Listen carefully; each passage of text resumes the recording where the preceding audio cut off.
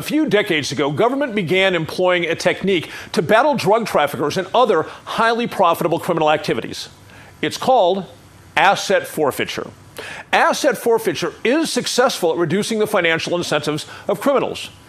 But in a nation in which constitutions are the highest law of the land and where we have unalienable rights that cannot be violated by government, is something being successful the yardstick of whether it should be done?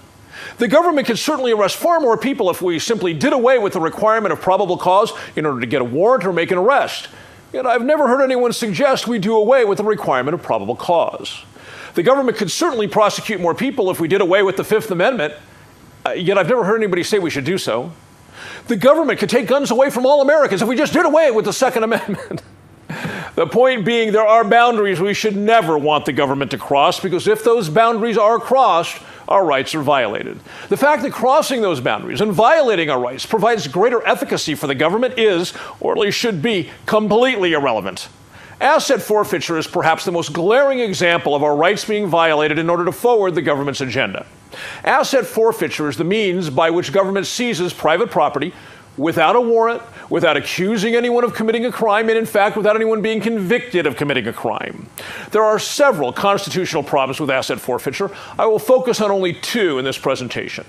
In America, everyone is presumed innocent until proven guilty. It is one of the greatest attributes of our legal system.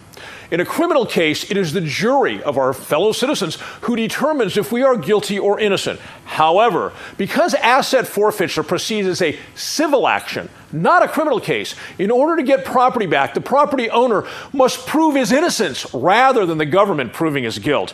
This is a grotesque perversion of our legal tradition and our national heritage as Americans.